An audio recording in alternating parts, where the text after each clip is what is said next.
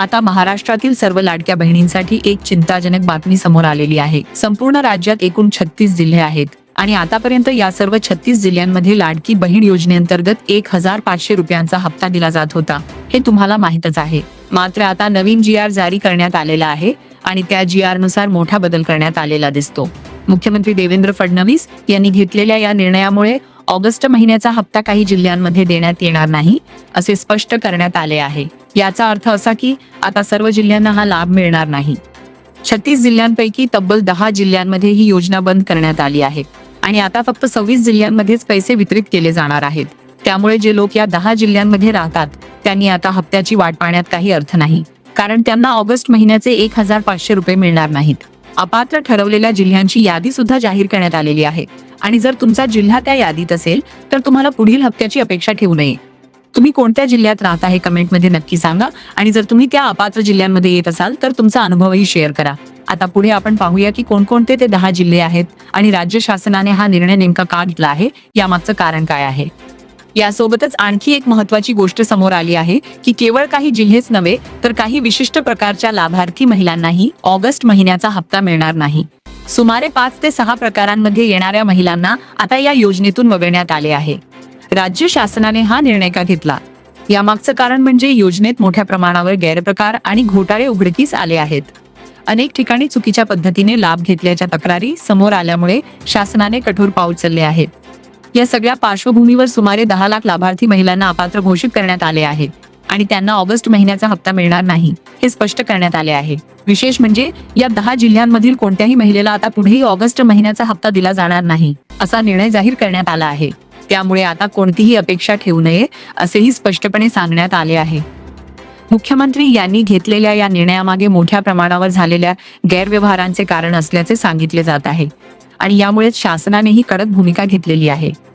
मुख्यमंत्री साहेबांनी आता स्पष्टपणे सांगून दिलं आहे आणि हाच महत्त्वाचा अपडेट मी तुम्हाला या व्हिडिओच्या माध्यमातून सांगत आहे।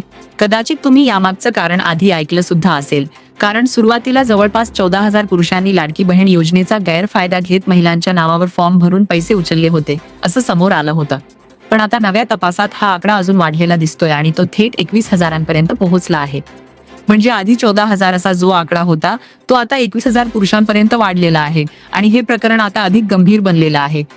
या 21,000 प्रकरणांमुळे सरकारने खूप कठोर पाऊल उचललं आहे। त्यामुळेच आता 10 जिल्ह्यांमध्ये हप्ते थेट पेंडिंग दाखवले जात आहेत आणि पुढे जाऊन हे हप्ते कायमचे बंद होण्याची शक्यता स्पष्ट करण्यात आली आहे। कारण अनेकांनी खोटे कागदपत्र तयार करून आपण महिला आहोत असं दाखवत योजनेचा लाभ घेतला होता आणि ही गोष्ट सरकारच्या लक्षात आल्यानंतरच हा मोठा निर्णय घेण्यात आला आहे। त्यामुळे आता त्या 10 जिल्ह्यांमध्ये 1 रुपयाही पुढे मिळणार नाही, असं स्पष्ट करण्यात आलं आहे। नवीन अपडेटनुसार जर तुम्ही या 10 जिल्ह्यांपैकी कोणत्याही जिल्ह्यात राहत असाल तर ऑगस्ट महिन्याचा हप्ता मिळण्याची अपेक्षा ठेवू नका।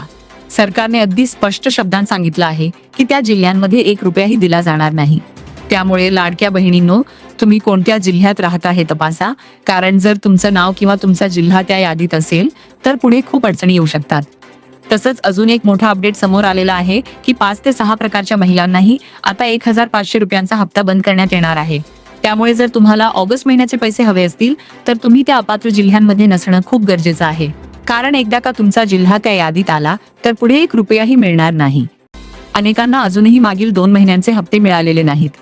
त्यामागचं कारण सुद्धा हेच असल्याचं समोर येत आहे, कारण सरकारला आधीपासूनच या गैरप्रकारांची माहिती मिळत होती आणि तपास सुरू होता। सुरुवातीला 14,000 प्रकरणं समोर आली होती, पण चौकशी वाढत गेल्यानंतर 21,000 पुरुषांनी या योजनेचा गैरफायदा घेतल्याचं स्पष्ट झालं आहे। विशेष म्हणजे हे 21,000 पुरुष प्रामुख्याने त्या 10 जिल्ह्यांमध्येच आढळले आहेत। जर एखाद्या एका जिल्ह्यापुरतं प्रकरण असतं तर वेगळं होतं, पण 10 जिल्ह्यांमध्ये इतक्या मोठ्या प्रमाणावर गैरप्रकार झाल्यामुळे सरकारला मोठा निर्णय घ्यावा लागला आहे। या सर्वांवर कारवाई सुरू आहे आणि जोपर्यंत ही संपूर्ण चौकशी पूर्ण होत नाही तोपर्यंत त्या जिल्ह्यांमध्ये लाडकी बहीण योजनेचे पैसे थांबवण्यात आले आहेत। ही योजना फक्त महिलांसाठी असताना पुरुषांनी चुकीच्या पद्धतीने फॉर्म भरून सरकारची फसवणूक का केली, याची सखोल चौकशी आता केली जाणार आहे। ही चौकशी बँक स्तरावरही होणार आहे आणि त्यामध्ये state bank of India, India post payments bank, bank of Maharashtra आणि बँक ऑफ इंडिया यांसारख्या बँकांमधील व्यवहारांची तपासणी केली जाणार आहे। म्हणून जर उद्या किंवा परवा या जिल्ह्यांमधील खात्यांमध्ये पैसे आले नाहीत तर समजून घ्या की हीच त्यामागची मुख्य कारणं आहेत आणि सध्या सुरू असलेल्या चौकशीमुळेच हप्ते थांबवण्यात आलेले आहेत। चौकशी आता खूपच कडक पद्धतीने सुरू झालेली आहे आणि याचा थेट परिणाम लाभार्थ्यांवर दिसून येत आहे. कारण आधी 14,000 इतका जो आकडा समोर आला होता तो आता वाढून जवळपास 21,000 पुरुषांनी महिलांच्या नावावर फॉर्म भरून या योजनेचा गैरफायदा घेतल्याचं चौकशीत उघड झालं आहे. त्यामुळे आता सरकारने स्पष्ट केलं आहे की जोपर्यंत ही संपूर्ण चौकशी पूर्ण होत नाही तोपर्यंत अनेकांना लाडकी बहीण योजनेचा 1 रुपयाही मिळणार नाही.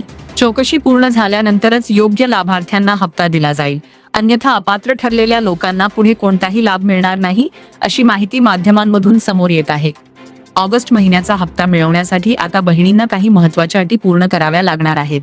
नुकताच आलेला अपडेट सांगतो की अपात्र लाभार्थ्यांची यादी जाहीर करण्यात आलेली आहे आणि जवळपास 3 ते 4 हजार महिलांना योजनेतून वगळण्यात आले आहे.